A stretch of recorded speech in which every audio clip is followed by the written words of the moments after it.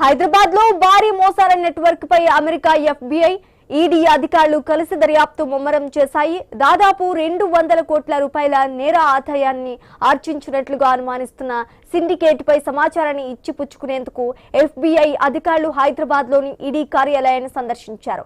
బహీరాబాగ్ లోని ఈడీ కార్యాలయంలో అధికారులతో ఎఫ్బీఐ బృందం సమావేశమై అమెరికా పౌరులను టార్గెట్ చేసిన మోసాల నెట్వర్క్ కు సంబంధించిన మనీ లాండరింగ్ దర్యాప్తు వివరాలను కోరినట్లుగా సమాచారం. అమెరికా ప్రభుత్వ సంస్థలు టెక్నికల్ సపోర్ట్ సంస్థలుగా నటిస్తూ బాధితులను మోసం చేసినట్లుగా ఆరోపణలు ఉన్నాయి. పన్నులు చెల్లించలేదని, రుణ బకాయిలు ఉన్నాయని, చట్ట విరుద్ధ కార్యకలాపాలకు పాల్పడుతున్నారని బెదిరించి బాధితుల నుంచి డబ్బులు వసూలు చేసినట్లుగా దర్యాప్తు సంస్థలు గుర్తించాయి. ఫేక్ టెక్నికల్ సపోర్ట్ ప్రభుత్వ సంస్థల పేరుతో చేసిన కాల్స్ ఆధారంగా 2023లో మాదాపూర్ పోలీసులు కేసు నమోదు చేశారు. ఆ తర్వాత ఈడీ PMLA కింద దర్యాప్తు చేపట్టింది. నకిలీ కాల్ సెంటర్ల నుండి ద్వారా విదేశీయులను టార్గెట్ చేసిన కేసును సిబిఐ కూడా 2024లో నమోదు చేసింది. ఈ కేసుతో సంబంధం ఉన్న పలువురిని ఈడీ అరెస్ట్ చేస్తుంది.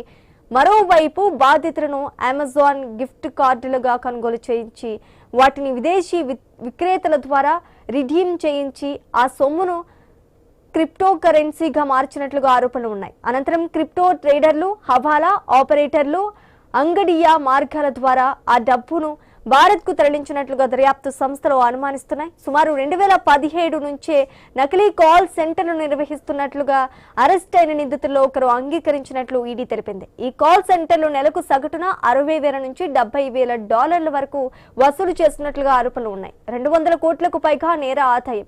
అమెరికన్లను టార్గెట్ చేసిన ఫేక్ కాల్ సెంటర్లు, గిఫ్ట్ కార్డుల నుంచి క్రిప్టో వరకు సాగిన మనీ లాండరింగ్ వ్యవహారం ఇప్పుడు ఎఫ్బీఐ ఈడీ దర్యాప్తుతో మరింత కీలకంగా మారింది.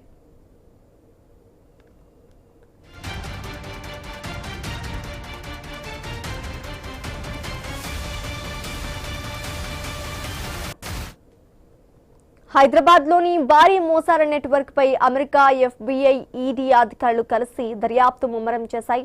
దాదాపు 200 కోట్ల రూపాయల నేర ఆదాయాన్ని ఆర్జించినట్లు అనుమానిస్తున్న సిండికేట్ పై సమాచారాన్ని ఇచ్చిపుచ్చుకునేందుకు ఎఫ్బీఐ అధికారులు హైదరాబాద్ లోని ఈడీ కార్యాలయాన్ని సందర్శించారు.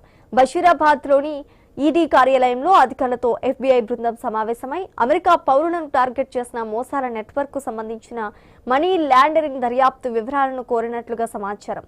అయితే అమెరికా ప్రభుత్వ సంస్థలు టెక్నికల్ సపోర్ట్ సంస్థలుగా నటిస్తూ బాధ్యులను మోసం చేసినట్లుగా ఆరోపణలు ఉన్నాయి. పన్నులు చెల్లించలేదని, రుణ బకాయిలు కూడా ఉన్నాయని, అయితే చట్ట విరుద్ధ కార్యకలాపాలకు పాల్పడుతున్నారని బెదిరించి బాధితుల నుంచి డబ్బులు వసూలు చేసినట్లుగా దర్యాప్తు సంస్థలు గుర్తించాయి.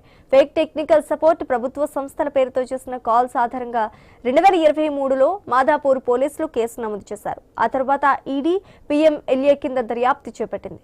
నకిలీ కాల్ సెంటర్ల ద్వారా విదేశీయులను టార్గెట్ చేసిన కేసును సిబిఐ కూడా 2024లో నమోదు చేసింది.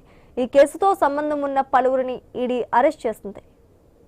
మరోవైపు బాధితులను అమెజాన్ గిఫ్ట్ కార్డులు కొనుగోలు చేయించి వాటిని విదేశీ విక్రేతల ద్వారా రిడీమ్ చేయించి ఆ సొమ్మును క్రిప్టో కరెన్సీగా మార్చినట్లుగా ఆరోపణలు ఉన్నాయి. అనంతరం క్రిప్టో ట్రేడర్లు, హవాలా ఆపరేటర్లు అంగడియా మార్గాల ద్వారా ఆ డబ్బును భారత్ కు తరలించినట్లుగా దర్యాప్తు సంస్థలు అనుమానిస్తున్నాయి.